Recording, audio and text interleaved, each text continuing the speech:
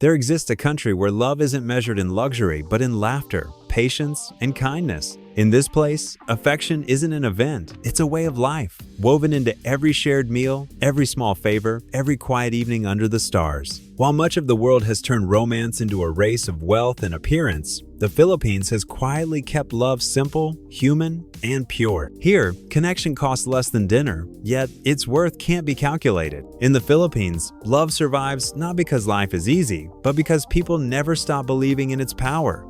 They see beauty in humility, strength in patience, and pride in loyalty. Relationships here aren't about what someone has to offer, but how they make you feel seen.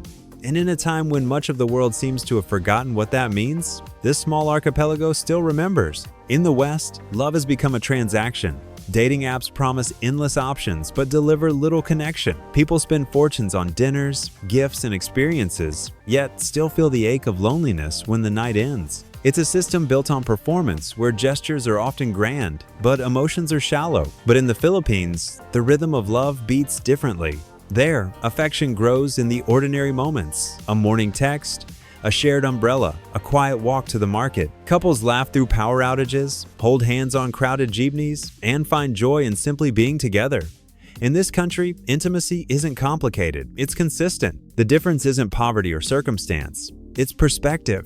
Where much of the world equates success with excess, the Filipino heart finds fulfillment in simplicity, and that simplicity is what keeps love alive. To understand love in the Philippines, you must understand its culture, one built on faith, family, and community. The Filipino word pakikisama captures this spirit perfectly. It means harmony, togetherness, and understanding others without judgment. It's the reason why people greet strangers like family and why no one eats alone. Love here isn't a private emotion, it's a communal practice. Families are large, loud, and full of warmth. Meals are long, stories are shared, and laughter fills the air like music. Parents teach their children early that relationships require sacrifice, respect, and forgiveness. From a young age, people learn that real love is not something you demand, it's something you nurture. The Filipino way of loving is grounded in gratitude. It's built on small gestures that mean everything: a cooked meal, a good morning text, a prayer for someone's safety. These aren't romantic cliches. They're proof that affection lives not in what's extravagant, but in what's everyday. Filipino women are the backbone of this emotional tradition. They are strong without arrogance, independent without losing tenderness, and faithful without being submissive. Many balance careers, family, and faith while carrying themselves with quiet grace. They find strength not in dominance, but in devotion, a kind of power that the modern world has largely forgotten. For Western men, meeting a Filipina can feel like stepping into a forgotten era of sincerity. In a culture that celebrates humility and kindness, these women value men not for their wealth or age, but for their character. Respect, humor, and emotional intelligence mean far more than designer clothes or fancy restaurants. In their eyes, patience and gentleness are the true currencies of love. Filipinas often describe love as partnership, not possession.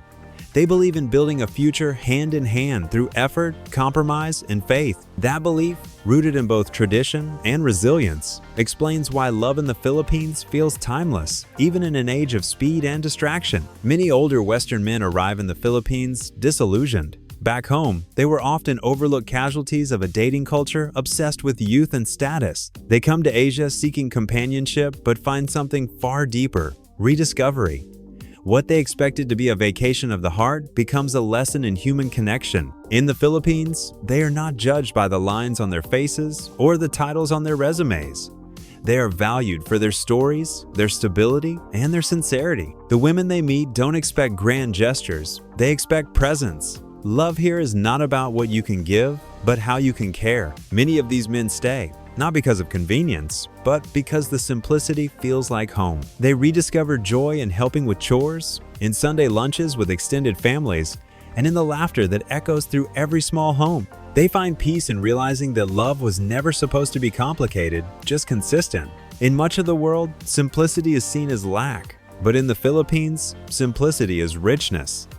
Life here is measured not by possessions, but by presence. People find joy in singing during blackouts, sharing meals with neighbors, and watching the sunset from wooden porches instead of rooftop bars. For couples, this mindset turns every day into an act of gratitude.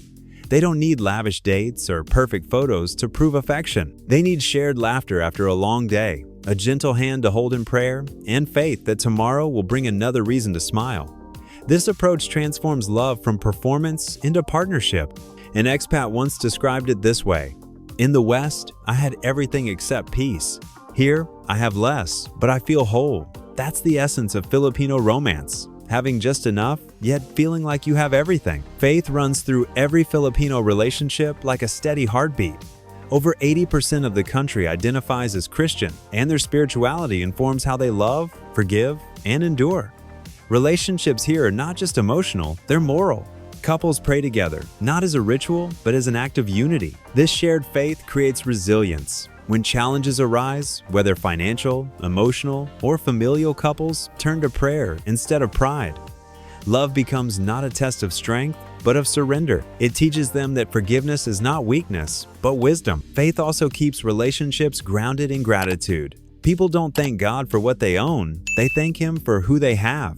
That gratitude is what sustains them when storms come, both literal and emotional. The result is a kind of romance that feels less like a pursuit and more like a calling. To walk through the Philippines at dusk is to witness love in motion. Couples sit by sari-sari stores eating fish balls, share cheap ice cream in paper cups, and laugh, while children chase each other in the streets. There are no red carpets, no champagne glasses, only the glow of streetlights and the sound of shared laughter. Here, affection is expressed through attention. Asking, "Kumain ka na? Have you eaten?" is a declaration of care, not formality. Checking in on someone's safety, walking them home, saving them a seat, these are the gestures that define intimacy. They're small, but they carry, meaning that lasts longer than any bouquet of roses. Filipino love thrives in the ordinary. It's found in shared chores, morning coffee, and the patience of waiting out traffic together. It's not about creating moments worth posting, but memories worth keeping. And in that quiet, simple rhythm lies the secret to why love here never fades. No culture is perfect, and love in the Philippines faces its share of challenges. Economic hardship, long-distance relationships, and cultural differences can strain even the strongest bonds. Western men sometimes struggle to adapt to the deeply interconnected nature of Filipino families, where privacy is rare and community involvement is constant. But what initially feels overwhelming often becomes endearing. When you love a Filipino woman, you love her family, her friends, and her history. It's not a burden, it's belonging. It's a reminder that real love never exists in isolation. It exists within networks of care. There's also the reality of distance. Many Filipinos work abroad to support families at home, spending years apart from loved ones. Yet, even across oceans, they maintain connection through letters, prayers, and daily calls. This endurance proves that love here isn't dependent on convenience, it's rooted in commitment. As the Philippines modernizes, skyscrapers rise and global brands flood its cities. The younger generation scrolls through Western lifestyles, equating happiness with luxury. It's a shift that threatens the very simplicity that defines Filipino love. But beneath this new noise, the old rhythm still beats strong. In rural areas, people still gather for fiestas, share food with neighbors, and value connection over consumption. Even in cities, many still find peace in evening walks, family meals, and church visits. Modernization may change appearances, but the core of the Filipino heart, gratitude, humility, and laughter remains resilient. The question is whether this culture can hold on to its emotional wealth while chasing material success. Every country that modernizes faces this crossroad. The Philippines may add glass towers to its skyline, but the real measure of progress will be whether its people keep love as priceless as ever. Consider Roberto and Lina, a tricycle driver and market vendor from Davao. They've been married for 30 years and live in a small home with tin walls and fading paint. Every morning, Roberto brings Lina coffee before heading out to work. When asked about their secret, Lina smiles and says, "We don't fight about money because we never had much to begin with. We only argue when he forgets to say, 'I love you.'" Their life isn't luxurious, but it is filled with constancy, proof that consistency, not comfort, is what keeps two people together. Or take David, a 63-year-old retired teacher from Oregon who moved to Cebu. He met Maricel at a local church event where she was organizing volunteers. 2 years later, they're still together, and David admits he feels younger than he has in decades. "Back home, I kept trying to prove I was worth loving," he says. "Here, I just had to show up." What began as curiosity became home. What started as difference turned into understanding. He jokes that the Philippines didn't give him a second chance at life, it gave him his first real one. Then there's Ahmed, a widower from Manchester who arrived in Bohol after losing his wife to illness. He thought he was done with love until he met Joy, a widow who ran a small bakery by the pier. Their friendship began over shared grief and loaves of freshly baked bread. Today, they run the bakery together, laughing as they knead dough side by side. "We were both broken," Joy says softly, "but sometimes two broken people can build something whole." Their story is simple, but it resonates with everyone who hears it. Love that starts from healing often becomes the strongest kind. Across the islands, there are thousands more stories just like these, small, humble, profoundly human. Soldiers returning home to sweethearts who waited years. Nurses working abroad, saving every penny to build a house for their families. Couples who argue, forgive, and start again because walking away has never been their way. Each love story is a reflection of a people who believe that the heart's truest strength isn't passion, but perseverance. These stories remind us why the Philippines feels different. Here, relationships are not fairy tales. They are everyday acts of faith. They are promises renewed in prayer, laughter, and long nights under the same roof. And when outsiders witness them, they begin to understand that love doesn't need perfection to be profound. It only needs people who refuse to stop showing up. For many foreigners, life in the Philippines becomes less about romance and more about rediscovery. They learn to listen again, to laugh freely, and to value presence over performance. They realize that love isn't about finding perfection, but about accepting imperfection with grace. They discover that genuine affection can exist without calculation, and that the moments that matter most are often the ones that cost nothing at all. One expat from the UK put it simply, "In London, I dated profiles. In the Philippines, I met people." That sentence captures what many men feel when they arrive: a sense of relief, as though someone finally turned down the noise. Here, they find that emotional intelligence matters more than wealth, and that authenticity outshines status. Relationships become slower, steadier, and filled with a gratitude they hadn't felt in years. Some foreigners describe the experience as a second adolescence, not because of recklessness, but because of rediscovery. They find joy in small details again. Watching kids play basketball on dusty streets, learning to cook adobo with their partner, joining family karaoke nights where love is measured in laughter, not luxury. Many of them admit that the Philippines doesn't just change who they love, it changes how they love. The affection they give becomes gentler, more patient, more human. And yet, the transformation isn't one-sided. Filipino partners, too, grow through these cross-cultural unions.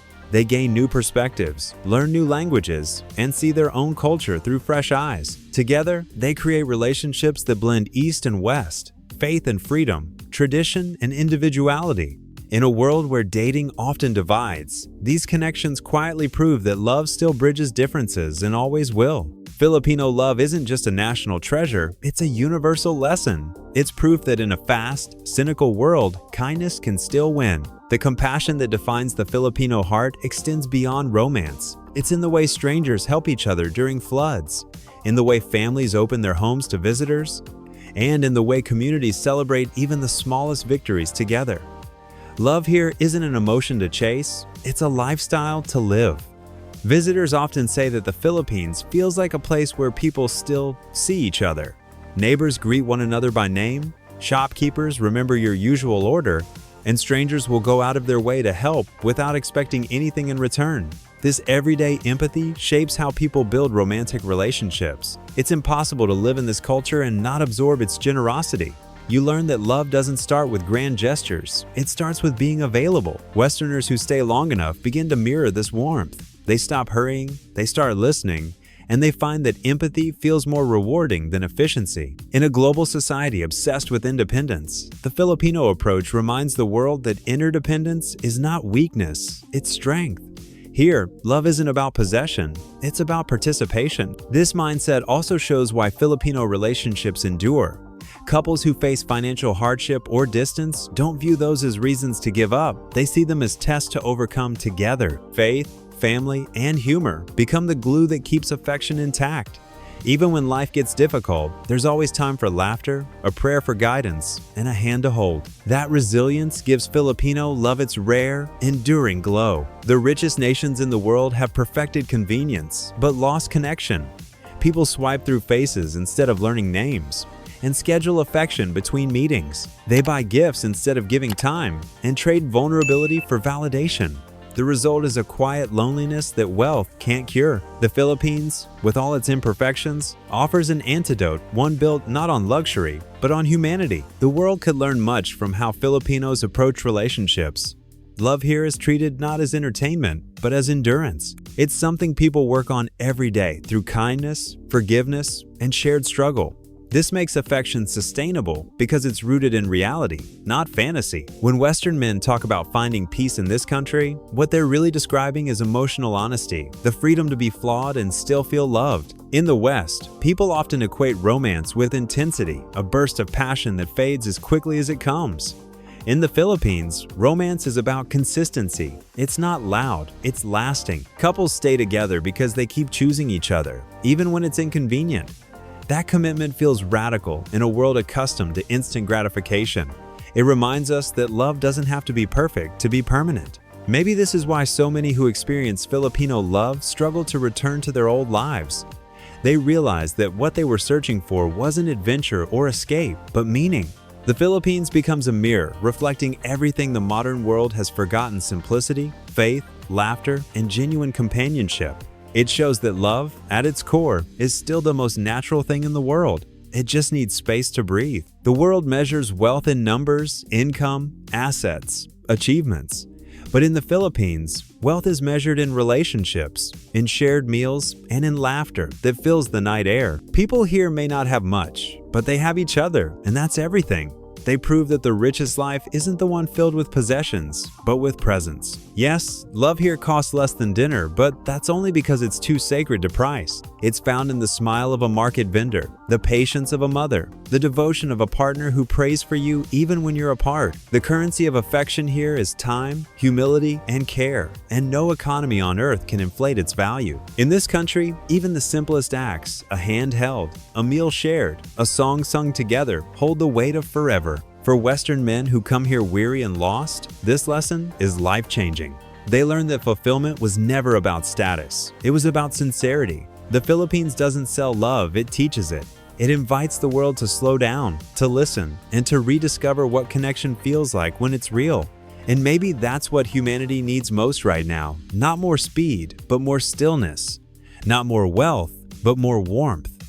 Because in the Philippines, love remains what it was always meant to be: simple, selfless, and strong enough to last a lifetime.